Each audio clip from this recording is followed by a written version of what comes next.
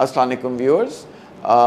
मेरा आज का टॉपिक जो मैं डिस्कस करूंगा आपके साथ वो है बच्चों के अंदर कान के दर्द की वजूहात और उनका इलाज।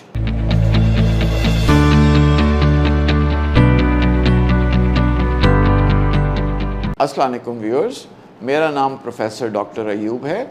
मैं एक ईएनटी स्पेशलिस्ट हूँ और पिछले 35 साल से ईएनटी प्रैक्टिस कर रहा हूँ और सर्जरी भी करता हूँ। मेरा आज का टॉपिक है बच्चों में कान के दर्द का मोस्ट कॉमन रीज़न या वजह और उनके इलाज। इस सिलसिले में बड़ों में और बच्चों में थोड़ा सा फ़र्क होता है, ये हमें समझने की ज़रूरत है। बच्चों के अंदर जो कान में दर्द की मोस्ट कॉमन वजह होती है व्यूअर्स, वो होती है नाक के पीछे एक वदूद बढ़ जाता है जो नॉर्मली 3 साल से लेके 10 साल के बच्चों के अंदर होता है, जिसको हम कहते हैं एडेनॉइड। जब भी एडेनॉइड्स बढ़ेंगे तो उसकी वजह से नाक के पीछे की जगह बच्चों में हो जाती है कम।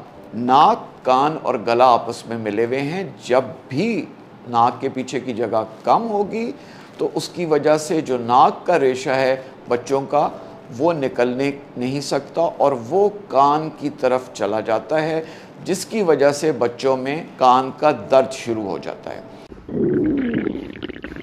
लगता है बाजार के खाने बहुत खाते हो। जी डॉक्टर साहब, मैं ये मेडिसिन प्रिस्क्राइब कर रहा हूँ, वो आप ले लेना। अब कोई भी मसला हो तो मरहम से डॉक्टर की ऑनलाइन कंसल्टेशन बुक करो, क्योंकि डॉक्टर से बात होगी अब घर पर। आम तौर पे इसके अंदर जिसके पास भी आप जाएंगे, डॉक्टर जो आपसे कान के दर्द के अलावा पूछेगा वो ये है कि बच्चा रात को सोते हुए मुंह खोल के सोता है या बंद करके सोता है। तो इसकी अलामात में कान के दर्द के अलावा दूसरी अलामत ये होती है कि बच्चा रात को मुंह खोल के सोता है, क्योंकि उसको नाक से सांस नहीं आता और इसी वजह से नाक के पीछे वाली जगह बंद होने की वजह से जो रेशा है वो भी नहीं निकल सकता, वो कानों की तरफ चला जाता है।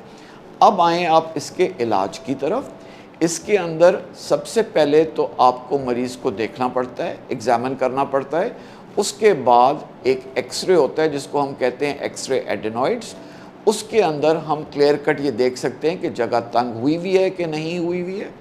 दूसरा, एग्ज़ामिनेशन के ऊपर हमने ऑलरेडी कान का पर्दा देख लिया होता है कि उसके अंदर इन्फेक्शन माइल्ड है, मॉडरेट है या सवेयर है, यानी उर्दू ज़बान में कि हल्की है, थोड़ी ज़्यादा है या बहुत ज़्यादा है, और उसी के हिसाब से इलाज किया जाता है।